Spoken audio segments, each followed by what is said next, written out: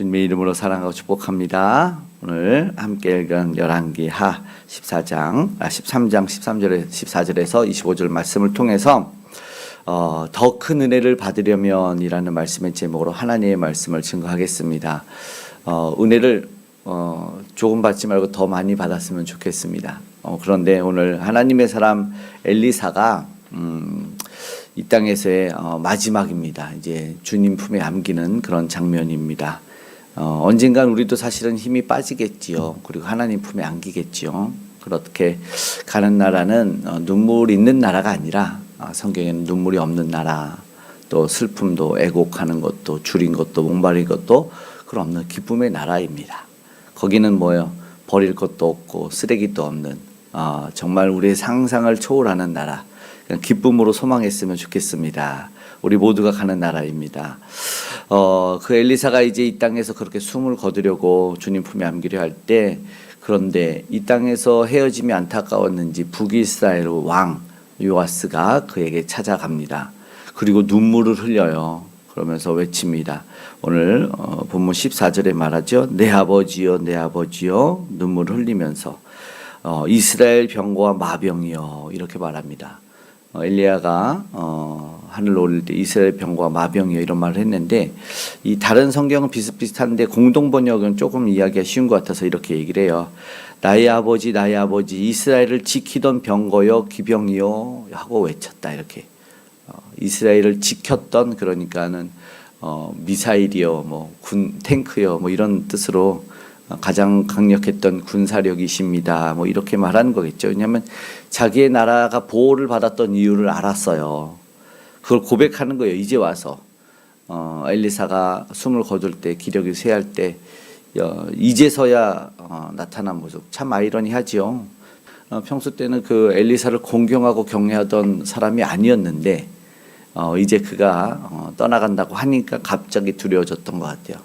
적당히 타협하고 지을 죄는 다 짓고 하나님 말씀이라면 무시했던 그런 왕이 자기 멋대로 하던 사람이 영적인 버팀목이라고 생각했던 엘리사가 사라지려고 하니까 다급해졌어요. 다급해졌어요. 이제 오늘 우리의 이 모습 속에서 본문에서 어떠한 모습, 우리는 어떠한 신앙을 가져야 되는지를 살펴보겠는데, 우리도 평상시에는 기도 안 하고 말씀도 안 보고 있다가 좀 다급해져요. 위기가 생겨요. 그러면은 막 하나님 앞에 나아가죠. 그전에는 내 머리 내 힘으로 살고 그러다가 막 아프거나 해결되지 않는 문제가 있어요. 그러면 막 하나님 도와주세요 라고 그런 모습도 좀 생각해 볼 수 있을 것 같아요. 위대한 선지자가 없다고 하니까 너무 막막해요. 이제는 어떻게 기도하나, 누가 나를 위해서 기도해 주나 그러죠. 이스라엘 왕 요아스는 선지자에 나가서 눈물하고, 다른 성경에는 통곡했다라고도 해요. 통곡을 하면서 이제 막 너무 슬피 우는 것 같아요. 엘리사의 마지막 모습, 또 요아스의 모습, 도대체 온전한 믿음은 무엇인지, 또 어떻게 하면 은혜를 조금 받는 게 아니라 많이 받을 수 있을까, 오늘 말씀을 통해서 살펴보기를 원하는데요. 더 큰 은혜를 받을 수 있다면 그 기회를 붙잡았으면 좋겠다. 어떻게 될까? 엘리사가 지금 죽음의 문턱에서 요아스에게 은혜와 복을 받을 수 있는 기회를 줘요. 이 모습이 그래도 좀 불쌍하고 가련했는지 엘리사가 자기가 이제 기력이 없는데 일어나서 축복을 해요. 15절에 보니까 활과 화살들을 가져오소서 그래요. 그러니까는 이 요아스 왕에게 무슨 말을 하려고 했더니 자신이 늙은 손으로 손을 얹어서 함께 화살을 쏩니다. 그러면서 이스라엘을 물리칠 하나님의 구원의 계획을 이야기를 합니다. 17절의 말씀을 보면 동쪽 창을 열어서 엘리사가 이제 쏘라고 하니까 구원의 화살, 아람에 대한 구원의 화살, 구원이라는 말을 2번이나 하면서 화살을 쏩니다. 18절에 땅을 치소서, 또 새로운 말을 해요.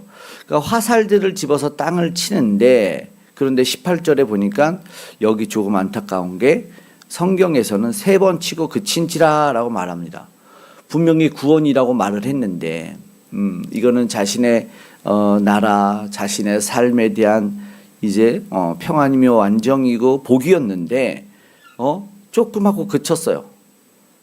너무 안타까워요. 전쟁을 이기게 해주려고 했던 하나님의 약속의 선포였는데도 아람에 대한 구원이라고 했으니까. 그런데 요아스는 어떻게 했냐면 온 힘을 다해서 땅이 갈라지도록 아람 군대가 멸절하는 것 같은 상상을 통해서 그 믿음 가지고 내리쳤어야 됐습니다. 힘있게. 아, 나를 구원해 주시는구나. 하나님이 힘있게 하면서 정말 믿음 가지고 땅을 쳤어야 되는데 3번 치고 멈추니까 너무나 안타까워서 이 엘리사가 왜 이 임종에 가까웠던 엘리사가 노를 바라고 화를 내는 겁니다. 19절의 말씀을 한번 읽어볼까요? 하나님의 사람이 노하여 이르되 왕이 대여섯 번을 칠 것이니이다. 그리하였더라면 왕이 아람을 진멸하기까지 쳤으리이다. 그런즉 이제는 왕이 아람을 3번만 치리이다 하니라. 너무 안타까웠을 것 같아요. 왜 요아스는 3번만 치고 멈췄을까요? 자기 생각에 3번이면 충분하겠지. 내가 하고 싶은 대로 하는 거겠지. 사실은 내 마음이지. 이만하면 됐겠지. 아람을 쏘는 구원의 화살이라고 해서 분명히 구원을 2번이나 말했는데 이 정도면 믿음 없는 불신의 행동이다. 가볍게는 이렇게 하고 또 이것은 사실은 간절함이 없어요. 야, 저 나를 괴롭히는 사람이 진짜 멸절되고 대적인데 없어져야 될 텐데 간절히 그걸 쳐서 진짜 없어지길 간절히 소망하는 마음이 있어야 되는데 그런 간절함이 없었다라는 거죠. 셰리가 우리 딸이 어렸을 때 갖고 싶은 선물이 있었어요. 갖고 싶은 장난감이 있었는데 이걸 자기가 기도할 때마다도 그걸 갖고 싶어서 하고 또 어디다도 편지 같은 데도 하나님 이걸 좀 주세요. 예수님 주세요. 막 그림으로도 그리고 막 그랬어요. 그랬는데 뜻하지 않게 어떤 이걸 전혀 모르는 분이 그거를 선물을 준 거예요. 그러니까 애가 어떻게 했습니까? 그 선물을 받고 박스를 뜯자마자 그냥 보고 나서 그냥 방방방 막 뛰는 거예요. 방방방 와! 막 이렇게 막 주여 이러진 않았을 텐데 할렐루야 막 그러는 막 방방 뛰고 좋아하더니 갑자기 엄마 품에 달려와서 하더니 막 우는 거예요. 너무 간절했었어요. 그게 그래서 생각이 들었어요. 너무 간절하니까 기쁘고 눈물과 감사. 그래서 엄마가 붙잡고 그때 막 기도를 해주는 모습을 봤거든요. 간절함은 그런 거거든요. 그래가지고 제가 당시 중등부를 하고 있을 때 아이들한테 가가지고 너희는 간절함이 있냐? 이런 얘기를 했었어요. 우리 하나님한테 간절함이 있으면 신앙과 삶과 모든 게 달라지거든요. 요즘은요, 풍족한 세상이라고 하잖아요. 그러니까는요, 뭐 하면 툭툭 나와요. 요술램프 진이들이 주위에 많아가지고 말하면 다 나오니까 줄이지도 않고 뭐 다 먹고 싶고 가고 싶고 하고 싶은 대로 다 하다 보니까 간절함이 없어요. 애통함이 없어요. 안타깝게 왕이어서 풍족했는지 백성들이 굶고 힘들어하는 거는 상관없었는지 자기는 잘 먹고 있어서 그랬는지 애통함이 없었고 간절함이 없었어요. 안타까운 모습이죠. 하나님이 더 많이 해주길 원하는데 그러니까 은혜를 더 주길 원하는데 난 됐어요. 나 오늘 뭐 먹었으니까. 하나님은 간절히 그 나라를 구원해 주길 원하는데 간절함도 없고 믿음도 없고 그러니까는 그걸로 그치는 게 이게 참 안타까운 모습이었다. 그러니까 이런 거죠. 주시면 주고 요즘은 말면 마요. 주시면 줘요. 삼고초려 이런 말이 없어요. 요즘은 그냥 뭐 다른 데 가면 되지 뭐. 말면 말지 뭐 이렇게 살아가는 오늘 적군을 완전히 진멸할 수 있는 기회를 주셨는데 완벽한 승리를 주려고 하나님이 구원에 대한 이야기를 분명히 하셨는데 이 정도면 지금 당장 급한 불만 끄면 되지. 요 정도 한 번, 2번 치면 이제 뭐 끝나겠지. 그냥 하나님 은혜를 주시려고 야 그릇 가져와라 그랬는데 작은 종지 이렇게 딱 갖고 와서 주세요 이렇게 하는 그런 모습이죠.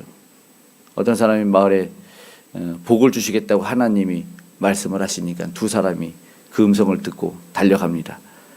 한 사람은 네가 가지고 온 것만큼 이렇게 주겠다. 에휴 얼마나 주시려나. 작은 봉투 하나 달랑달랑 비닐봉투 하나 들고 가서 주세요.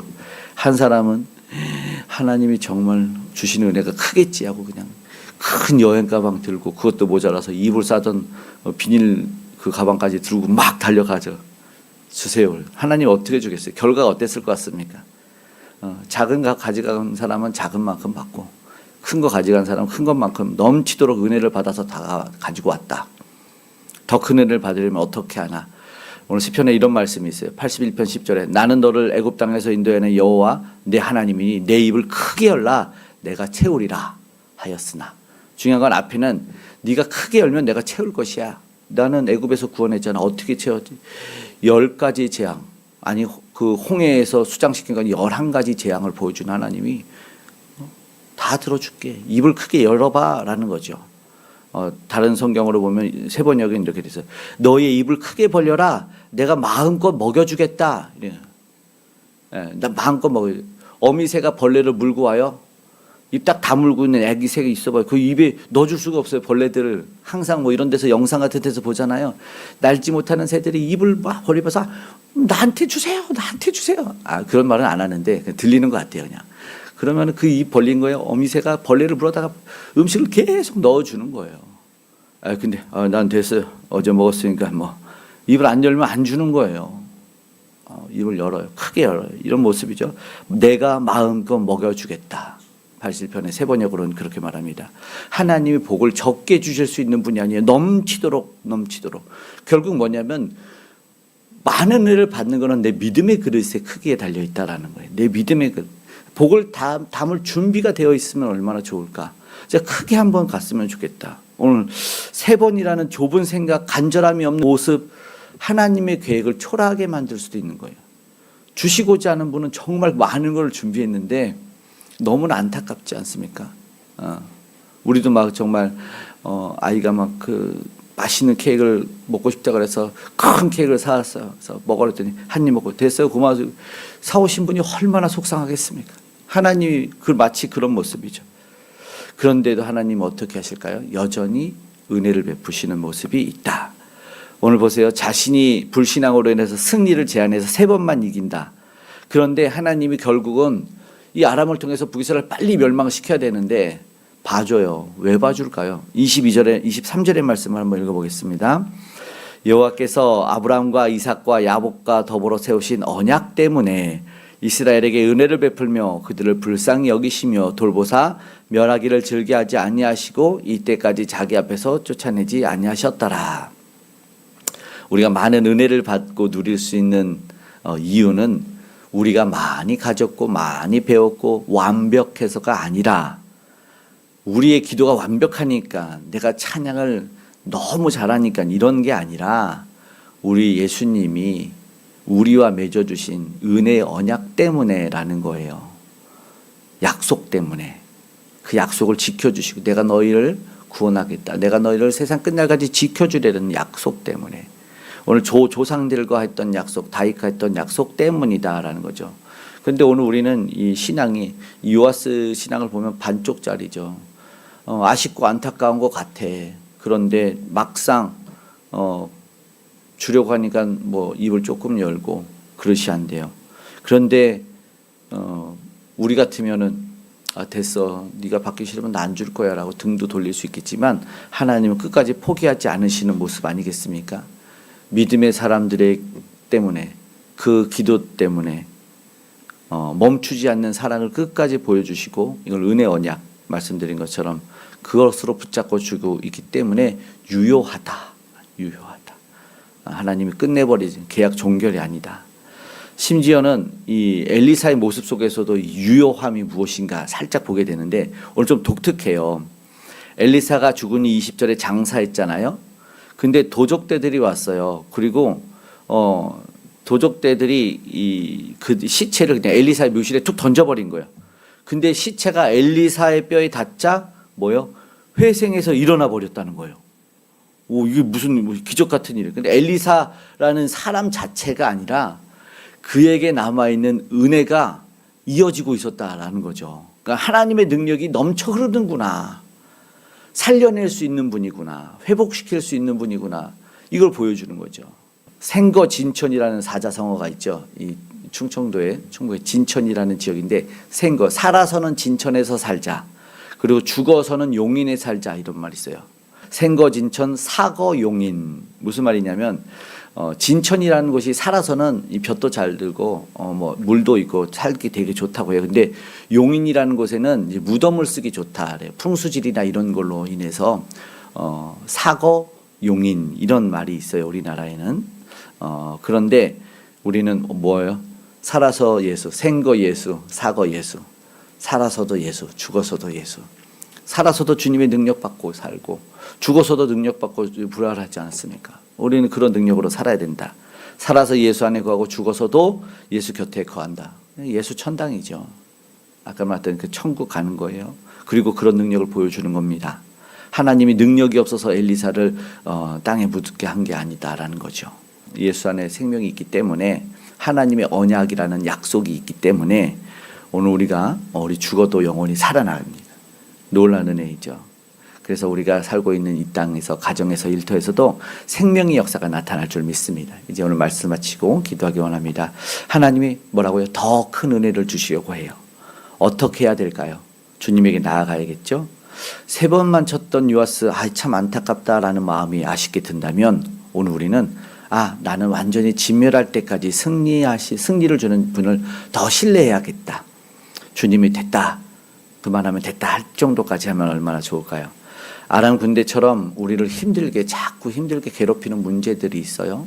사람도 있고 상황도 있을 수 있는데 하나님께서는 그런 것을 두었다고 우리를 버리는 게 아니고 여전히 우리와 함께함을 보여주기 위한 은혜의 방편들을 놔둔 거다.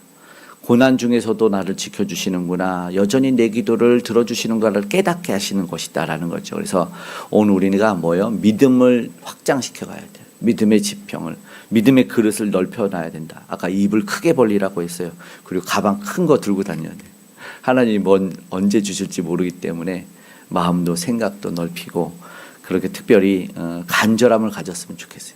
간절히 하나님 주시기를 끝까지 우리가 순종을 가지고 나아갔으면 좋겠습니다. 우리가 예수님을 믿고 그분의 약속이라는 은혜 언약 안에 살고 있기 때문에 우리는 반드시 승리할 줄 믿습니다.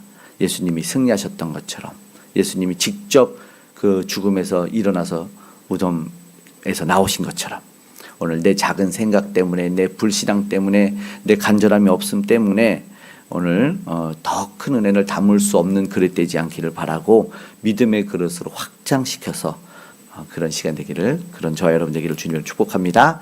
아멘.